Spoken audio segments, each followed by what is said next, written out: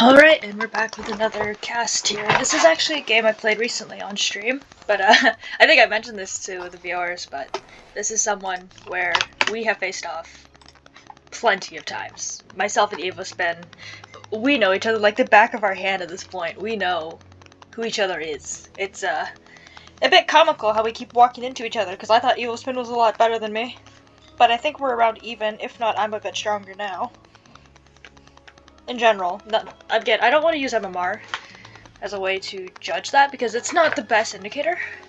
But in terms of playstyle and I think consistency on how the builds play, I think I would be considered the stronger player. Because he is very aggressive, very cheesy. He likes to do that. But a more standard player will usually kick your teeth in. If they know what they're doing. So by default, I theoretically am the stronger player. And because I know it's him, you see this SUV that's gone all the way around, but unfortunately, he comes in after the SUV has moved, so I don't know about this, but my first Reaper should be scouting, so that is my biggest mistake, to not be scouting with the one Reaper, because if I had caught this early, he's dead. There's nothing he can do, because it's not that far. And Warp Gate is not done, obviously, but we have one, yeah. So this is proxy 4-gate. Yeah, this is 4-gate right here. So this is one of the most all-in builds you could ever do as Protoss. Yeah, this is one of them. But yeah, I definitely should be scouting and like trying to find this because this is not good. But the funny thing about this opener is because it's 3 Reaper 2 Hellion, yeah, the Stalkers don't really do anything, but I go away here not realizing he's here.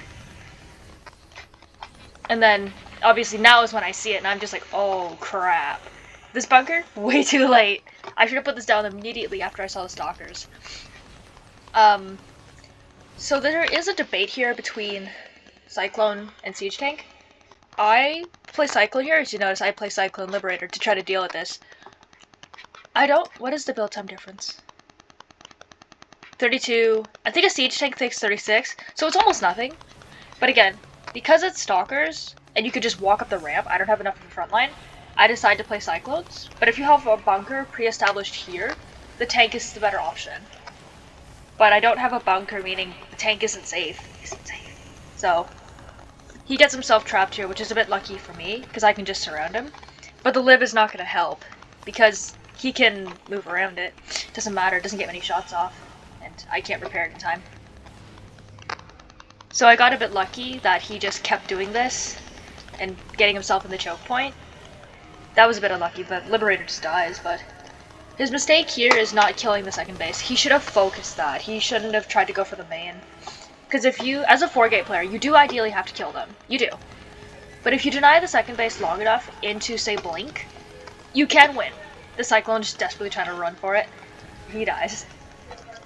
But yeah, again, I'm still producing units, I'm still making.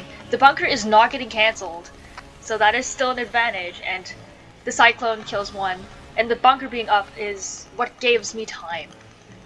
This one Stalker dies here, but this gives me time and stability, something to repair. I should have brought more SCVs from the main.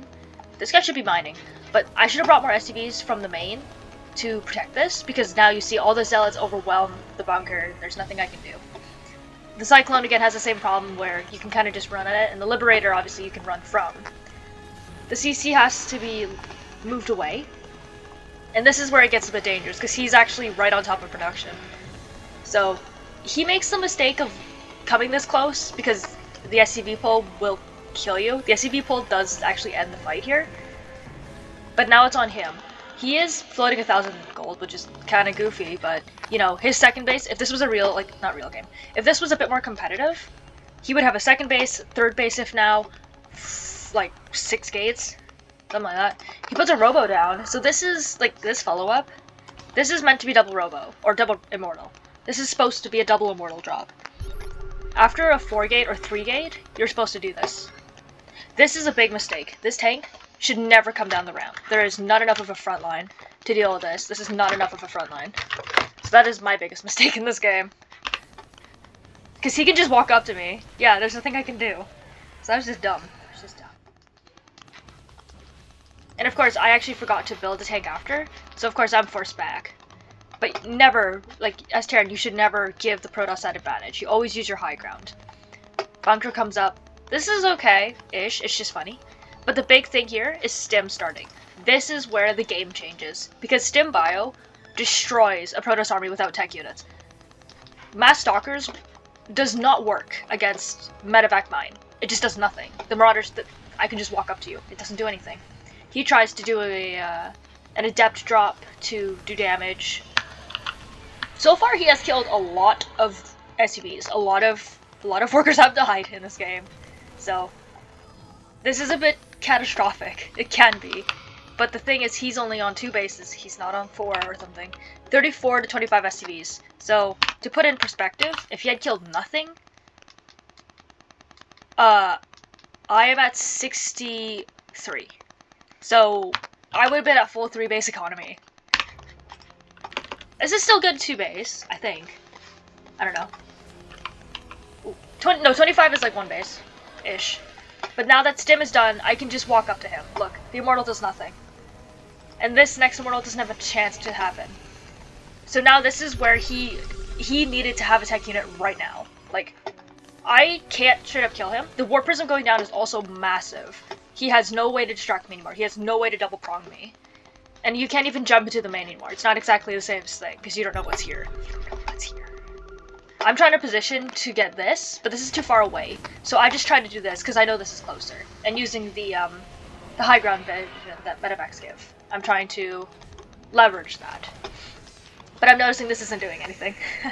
So, he's actually playing 2 Robo Colossi. That is, an army. His 3rd base goes down at 1410. Very, very late. My 3rd base is done now. So, again, both of us are late, but both of us were delayed. So this is kind of awkward, because I scan here seeing his army here. He's gonna try to defend the 3rd here. He has to. And then, I'll show you the vision here. This is why this isn't a good fight. I see this. He just sees this. He can't get to this tank. There's nothing he can do. There's nothing he can do. The Stim Bio just stands on its own, because the other advantage is +1/1. Or no, it is not +1, it's just Stim, actually. I thought I had +1. Am I kidding? Am I kidding? But here, it's... Even if Immortals counter tanks, like, 1 tank dies, but all the bio just kills you with the Vikings' help. It just kills you. But if he had, say, 4 Colossi, like he could have, that I would not be able to do this to him. I couldn't bully this hard.